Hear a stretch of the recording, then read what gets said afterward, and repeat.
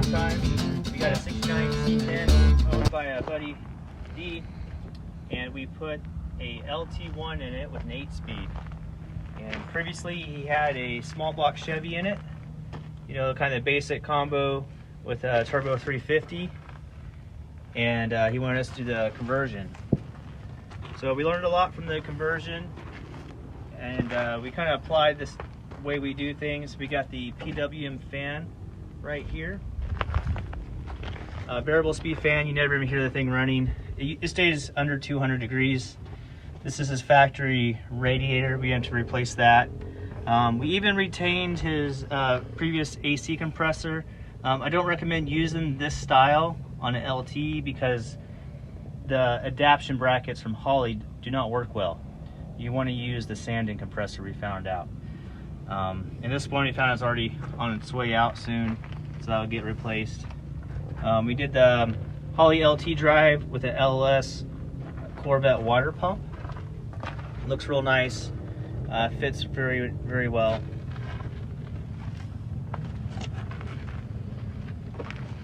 You see the Corvette intake, beauty panels, and the covers here for the cylinder heads. These are actually the stock truck covers that will work as well.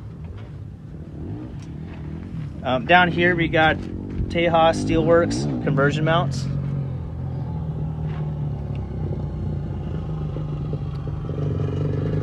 And we have a Holley LT swap pan.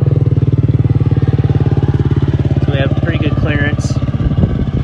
For headers, we're using the Speed Engineering headers and their spark plug wires.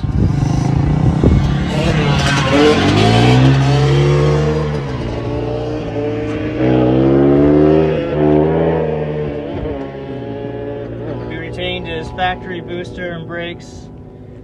It has a very good braking system on it. I'm not sure what calipers we got. It's a stock single piston caliper. It stops really well.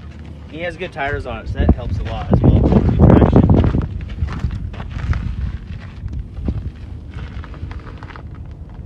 For the rear end, he has a Ford 9-inch out of I think an 80s car, because it has a 308 rear gear. So this thing cruises at like 1700 RPM at 75 miles an hour. So this thing it's getting about 22 on the highway, in town probably 16, 17. Interesting to have that low to gear ratio in a swap. Usually it's the other way around. So the transmission shifts real nice. You see the shift controller right here. This is your TCM for your 8-speed. And then we got the computer system, the E92 mounted to the firewall. I'm sorry, your core support. Fuse panel right here, easy to access everything. Looks really nice. When you walk up to this engine bay, you really don't see any wiring besides kind of the factory original wiring already on it. But the Gen 5 swap doesn't really add a whole lot of visible wires to the setup. And what's nice with mounting the computer there is really nothing goes inside your driving compartment besides your pedal connector wiring and your OBD2 port. So you just run a few wires inside, you got ignition turn on and brake signal. That's it. You're done inside. So very easy system to use from us. For now, he's retaining the stock AC system. If it doesn't perform the way we want it to, because this is an R12 system, he might change it out to a different system like the Gen 4. So we'll see how that goes. On the vehicle itself, I love how he has a lot of things blacked out here. All the trim is just detailed really nice. Your bumpers, beautiful paint. I love the dark charcoal. My Firebird's pretty much the same color. Just changed the wheels. They had torque thrust 2s. You got these on there. They look really nice. Did he get all new tires, or are these the same tires? You got new fronts. New fronts. The bed's done up really nice. It has underliner, or I should say bed liner in it. So real clean pickup.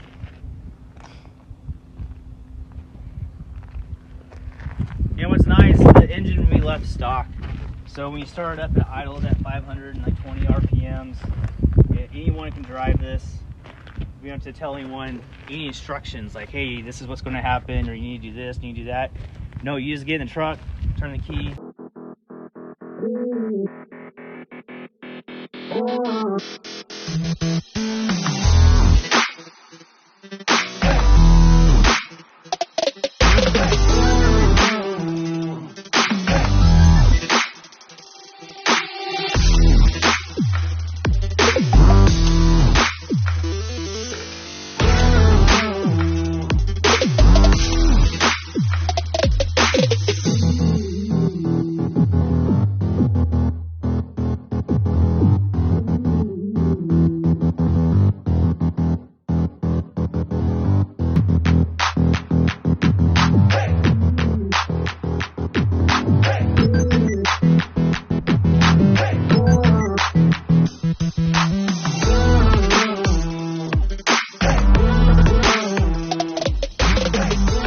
Alright, here's the interior view.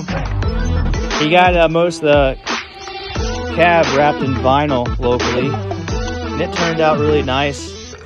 And he says it's fairly affordable to do it. We got the Dakota digital gauges in.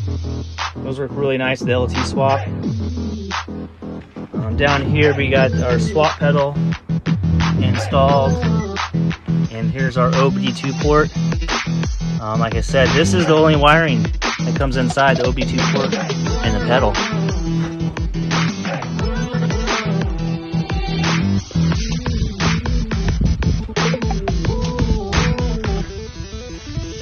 Really clean truck. Doors shut nice.